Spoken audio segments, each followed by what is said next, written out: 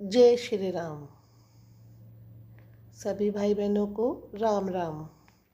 आज मैं आपके सामने प्रभु श्री राम चारों भाई कैसे जन्म लेते हैं इस पृथ्वी पे, उसको बताने की कोशिश कर रही हूँ अपनी भाषा में। वैसे तो प्रभु श्री राम का वर्णन हम कितना ही करें उतना ही कम है, क्योंकि वो तो प्रभु हैं, हम दास हैं, हम उनका वर्णन कैसे कर सकते हैं। लेकिन फिर भी मैं एक छोटी सी कोशिश कर रही हूँ आप सभी के सामने। एक बार विष्णु भगवान क्षीर सागर में शयन कर रहे होते हैं, तो वहाँ पर सभी देवगण आते हैं, जैसे कि ब्रह्मा जी सभी आते हैं, क्योंकि वो सब रावण के अत्याचारों से परेशान हो जाते हैं।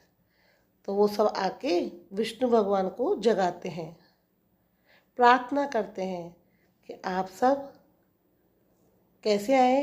विष्णु भगवान पूछते हैं तो कहते हैं कि हम सब आपकी शरण में आए हैं, हम सभी रावण के अत्याचारों से परेशान हैं, तो हमारी रक्षा कीजिए प्रभु।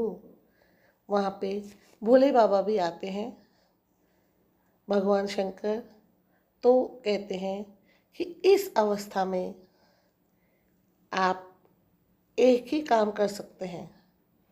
इस अवस्था में महान शक्ति का अवतार लेना जरूरी होता है। तब विष्णु जी कहते हैं कि रावण से आप सब बिल्कुल परेशान मत हो। अब रावण का अंत करने के लिए मैं खुद स्वयं राजा दशरथ के घर पुत्र रूप में जन्म लूँगा। राजा दशरथ से गुरुदेव कहते हैं कि आज बहुत शुभ मुहूर्त है। आज सूर्य देव उत्तरायण में प्रवेश कर रहे हैं। इस शुभ मुहूर्त में आप कुल देवता से जो भी मांगेंगे वो आपको जरूर मिलेगा। तब दशरथ जी कहते हैं कि महर्षि वशिष्ठ, मेरे पास सब कुछ है भगवान की दया से, आप गुरुदेव की दया से, आशीर्वाद से, बस कमी है तो बस इतनी है कि हमारे कोई संतान नहीं है। इस बात से मैं बहुत व्याकुल हूँ। तीनों रानियाँ कौशल्या, सुमित्रा, कैकेयी सब अपने अपने मन की व्यथा बताते हैं। तो महर्षि वशिष्ठ कहते हैं कि आप सब बिल्कुल भी चिंता मत कीजिए, सूर्य भगवान आपकी मनोकामना जरूर पूरी करेंगे। आपको इसके लिए पुत्र कामेष्टि यज्ञ करना होगा। तो रानी कहती हैं कि करवा दीजिए आप, अगर जैसा आपको सही लगे वैसा कीजिए। तो गुरुदेव कहते हैं कि ये यज्ञ मैं नहीं करवा सकता, ये यज्ञ तो ऋषि शंग मुनि, जो कि अथर्ववेद के पूर्ण ज्ञाता है, वो ही करवाएंगे। तो रानी के कई तीनों देवियाँ, तीनों रानियाँ कहती हैं कि उन्हें बुला लीजिए, उनसे हम यज्ञ करवा लेंगे।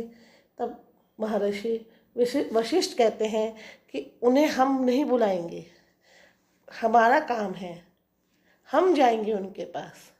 अर्थात इस समय महाराज दशरथ स्वयं ऋषि के पास जाना चाहिए, लेकिन एक राजा की तरह नहीं, एक भिक्षुक की तरह। राजा दशरथ एक भिक्षुक की तरह जाएं, तब उनकी मनोकामना पूर्ण होगी। राजा दशरथ एक भिक्षुक की तरह ऋषि के पास गए, उन्हें मनाया, तब ऋषि उनसे प्रसन्न हुए और यज्ञ किया। तब अग्निदेव प्रकट हुए, एक पात्र खीर में लेकर आए और उन्हें यानी राजा दशरथ को वरदान दिया कि तुम्हारी सारी इच्छाएं पूरी होंगी। तब राजा दशरथ ने उस खीर को लेकर अयोध्या में गए और आधा कौशल्या को दिया और आधा कैकेयी को दिया। फिर उन दोनों रानियों ने अपना अपना एक एक भाग सुमित्रा को दिया। इस तरह फिर 9वें महीने में कौशल्या ने राम को, कैकेयी ने भरत को और सुमित्रा ने लक्ष्मण को और शत्रुघ्न को जन्म दिया।